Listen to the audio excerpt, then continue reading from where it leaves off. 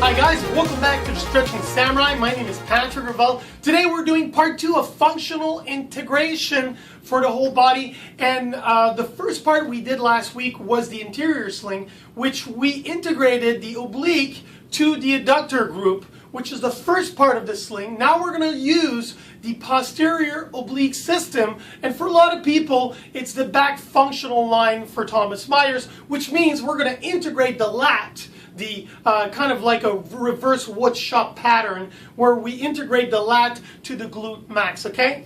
And before I go into the movement, guys, let me just state that everything that you're going to do today is the same. It's the same breakdown as the first movement, so nothing changes. You're just going to do it in reverse. And before you do this exercise, very important that you have a good expansion of the rib cage. You're not stiff, but you also have proper rotation on each side.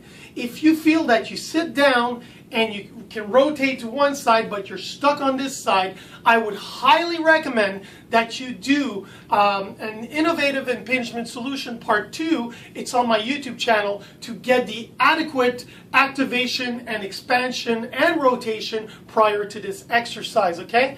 And that goes for people of shoulder blade type 1. If you're type 2, beware, because the more external rotators you're doing, the more extension you're doing on the shoulder, and you might be impinging that shoulder a little bit too much. So I put the emphasis on internal rotation, anterior sling part 1. So if you're part 3, you can do both sides. Everything's good. There's not a lot of problems there. Okay, so let's redo this exercise. We're going to do it in reverse. So I'm sitting on a ball. I had the band tied right now to my right side, okay, or your left side.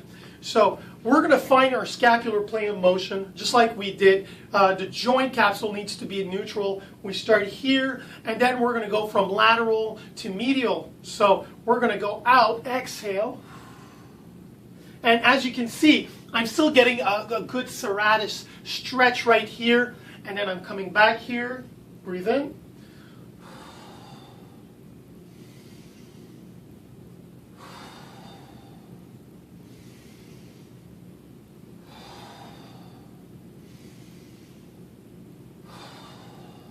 these are the same parameters, guys.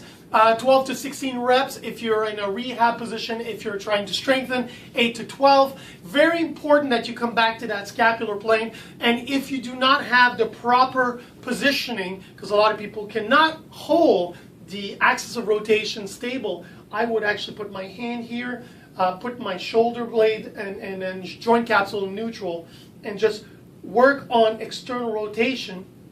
Gently 1, 2, 1, 2, to make sure that the body creates and understands what you're trying to give it, okay? So remember, guys, it's a great movement. Just make sure that if you're a type 1, make sure that you have a beautiful mobility on the rib cage or not too stiff, which means that if it is, go do the movement I explained before. If you're type 2, beware on that one. Work the internal rotation. The external might be a little bit too tight, might have to stretch it, okay? So you can do this movement further down the line. And finally, if you're type 3, guys, all bets are off, internal, external, both sides. It's pretty great, okay? So thanks for watching this video, guys. This is a Stretching Samurai leaving you. And remember, always cool to subscribe. Loving it. See you next time. Bye.